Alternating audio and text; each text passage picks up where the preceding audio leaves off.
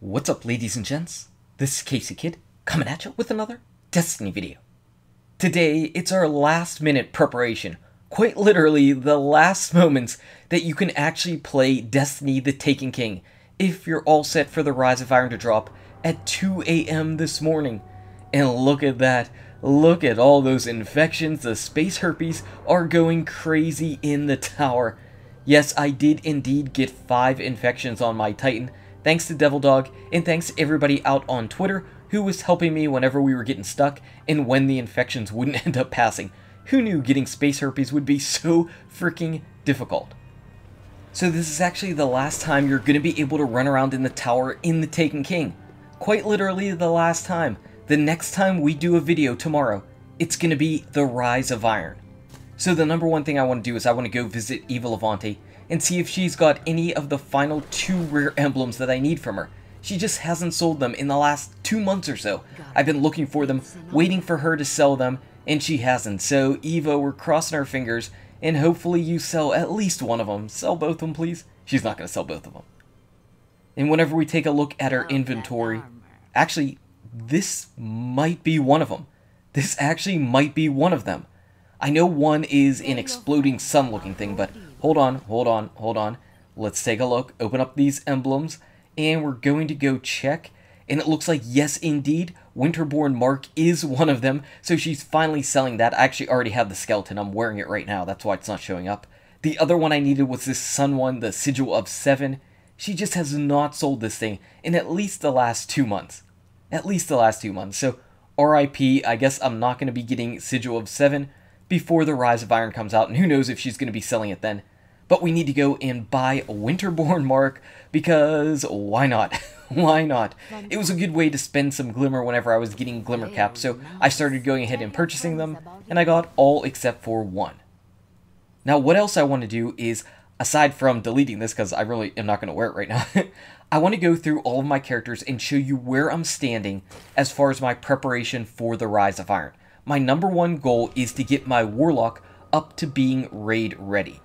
So what I did was I tried to edge as much stuff as possible. You can see that on my Titan, I actually have a Crucible package ready to go. Now, I don't know if this is actually going to matter, if it's actually going to level up now that I already completed it in the Taken King, but I figured that I wasn't going to rank up Crucible another rank, so it's not going to hurt me to hold on to this. Now, something that I learned today was that the true meaning of war is not going to be coming to the Rise of Iron. There will be no more true meanings of war in the Rise of Iron going forward. I have no idea what the new Shax type bounties or whatever the system will be. There will be one to give you Nightfall tier rewards, but it will not be the true meaning of war. So people were asking, should I turn my true meaning of war in now? And I am going to say no.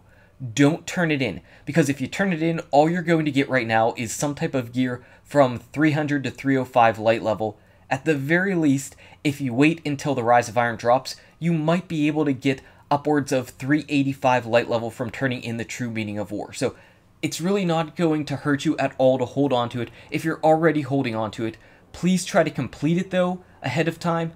You can see that I've got all these other extra bounties, and unfortunately, I'm not going to be able to get another true meaning of war to actually turn in all of these other bounties, so that kind of stinks. Those are kind of going to be wasted, but if I was somehow able to pick up a second true meaning of war, which I obviously cannot do, I could have had an extra one, been able to boom, be ready to go, and that's kind of what I was hoping for the Rise of Iron, but true meaning of war is going away. Just don't turn yours in just yet. As far as some of our other stuff, we've got Banshee. And Banshee's another thing that I always try to stress. Try to get your Banshee ready to go. Now, a couple of my Banshees actually over-leveled because with those buffs, those space herpes, it ended up giving me just a little bit too much experience, and I over-leveled Banshee a couple times, but that's okay. I think I'll be just fine there. As far as the Cryptarchs, I really wasn't too concerned about the Cryptarch because Cryptarch in the Taken King really never gave you anything worthwhile, so I'm not worried about the Cryptarch for leveling up. I've got a lot of Glimmer still, a little bit less since I bought that emblem, and pretty much max marks. I just need to do something in Crucible, and I could get the 200 cap on marks. I also want to take a look at the Postmasters on all 3 of our characters. So you can see here on my Titan, we have 2 exotic engrams just sitting in weight, no sense in picking them up and putting them in my inventory. I am absolutely strapped for space. And we're going to take a look at our hunter, and we can see that he too does have some exotic engrams. So we've got yet another heavy weapon and some more boots. We definitely got boots. We definitely got some exotic boots. And finally, on our Warlock, we actually have another pair of boots, and we do have some legendary stuff, so that could be some additional marks, or who knows, maybe we'll get really lucky and a legendary will turn into an exotic. I'm also just scanning through my character and seeing what exotic engrams I'm sitting, so you can see I do have a couple on my Titan, just a few on my Titan, and all of those boosts, all of those space herpes, oh man. For our hunter, we don't exactly have as many exotic engrams. We've got a heavy over there, and I guess that's about it. So our hunter isn't really carrying all that much, and he's not carrying that many space herpes. Only one, only brilliance. And finally, whenever we take a look at our Warlock, again you can see that we've got an exotic primary weapon, and that looks to be about it. But whenever we go into our vault, first off we're going to check our weapons, and there's an exotic heavy that's obviously been sitting for a really long time.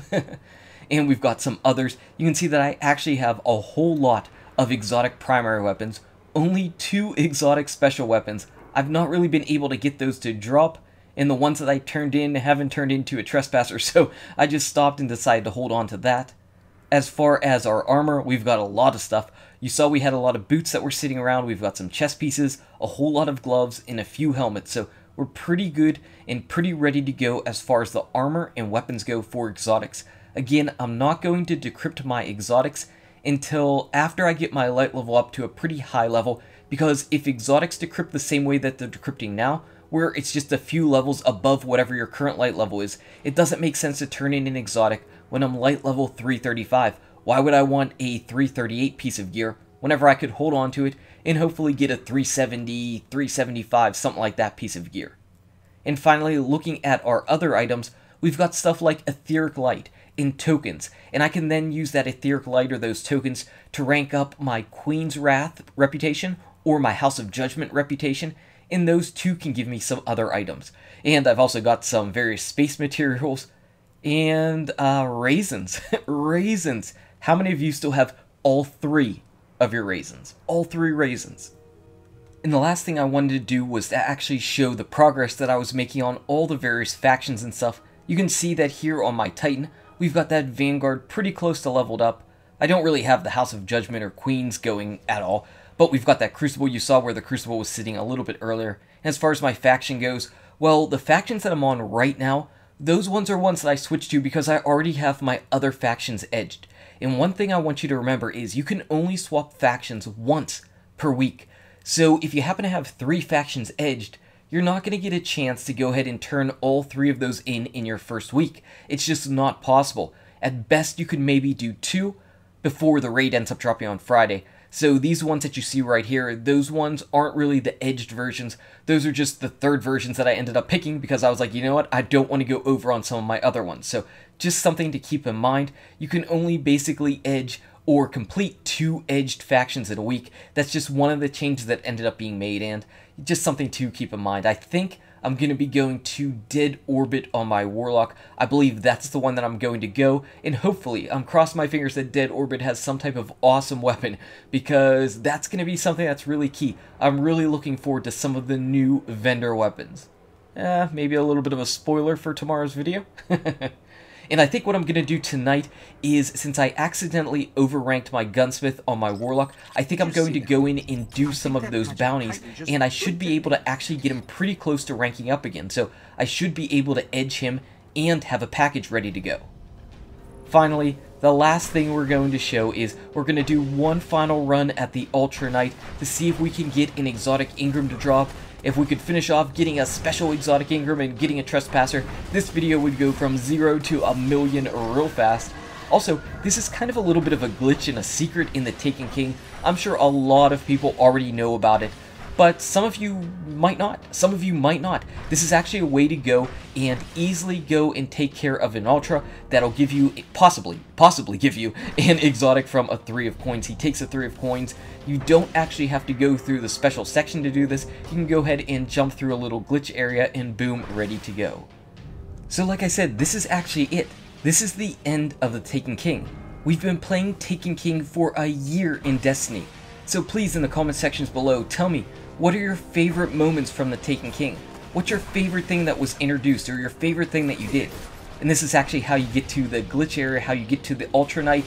You just jump up here and you jump over the door. It's really easy. For some reason, Cabals never like building ceilings, and it's really easy to get into, and you can get out of it pretty much the same way. I'm not going to drop down because there's no reason to drop down, but it's pretty easy. Once you're in here, there's only one path to go for the Ultra Knight.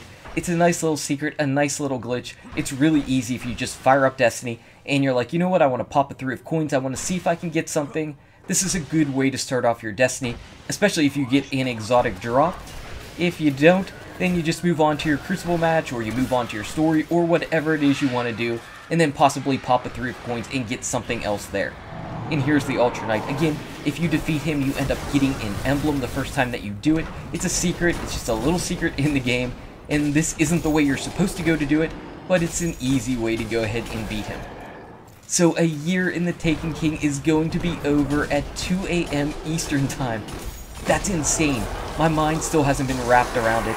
It looks like no exotic drops for me. I've had a good time in the Taken King. The Taken King overall was a vast improvement on Destiny. Now, I didn't enjoy the raid as much as I enjoyed the Year 1 raids, so I'm really looking forward to the Wrath of the Machine. I'm looking forward to that. I hope it's an awesome raid. I'm just really excited for all the new content, the new weapons, new everything, and I think everybody else is as well. There aren't many games that generate as much hype as Destiny does. There's not many communities and fan bases that get as excited for information as Destiny fans, so it's kind of like a little bit of a mini holiday. In fact, we should all be so lucky to get off work or get off school to play Destiny, but I know that's not really the reality. But I'm having a good time, and I'm ready to go. I'm ready for the Rise of Iron. I'm all prepared. Are you prepared for the Rise of Iron? Are you mentally prepared? Are your characters ready? Are you going to try to get raid ready by Friday? So much stuff. So much stuff. So many questions still yet to be answered. Anyway, guys and gals, thank you so much for watching. If you enjoyed this video, smack that like button and subscribe to the channel. Check out these awesome videos. Good luck with your raids, your drops, your Rise of Iron, and I'll see you around in Destiny. I'll be prepared in a minute.